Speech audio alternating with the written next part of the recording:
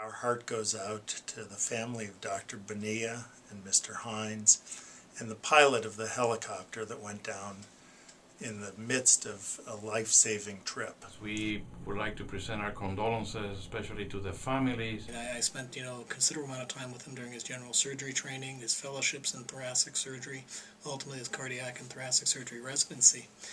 But similar to so many of our foreign graduates, Louis had a tough road, to follow. I graduated from medical school in 1984. Louis graduated from medical school in 1984.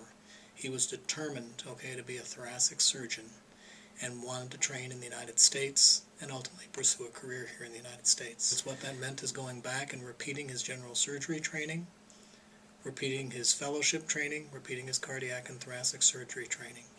And he did all that and just finished this past July, and we were so proud of him.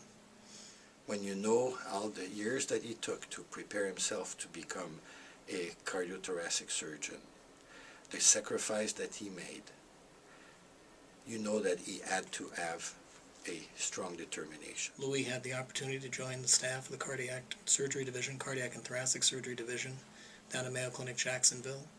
One of the focuses of his attention was going to be general thoracic surgery, which was a passion of ours, and we look so forward to the collaboration. His training was so thoroughly complete after he finished general surgery here and then yet another thoracic surgery residency.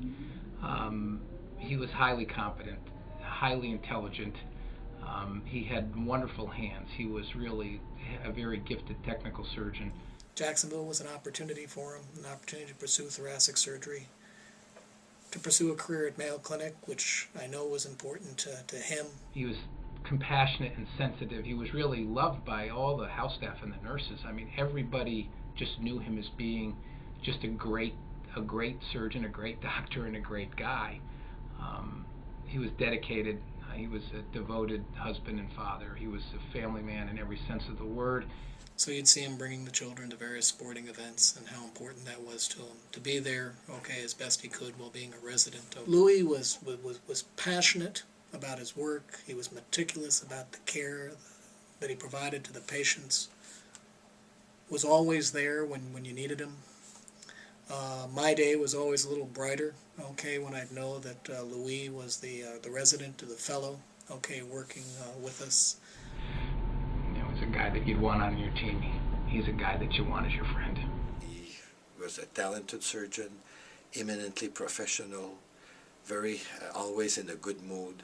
Even if the worst of circumstances, you know that if Louis was helping you doing an operation, that you had the very, very best help and colleague possible. All who knew him recognized not only his gifted talents in the operating room, but his great humanitarian talents. And that's what we think of today with all three gentlemen, the fact that they died in the midst of trying to save a life for another human being. Their dedication, their commitment, and their ultimate sacrifice is something that words can't express, but goes deep into our hearts.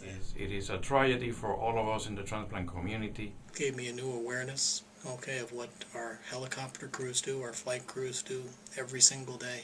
It's a reality of the risks that people take every day to provide life-saving organs to patients in need.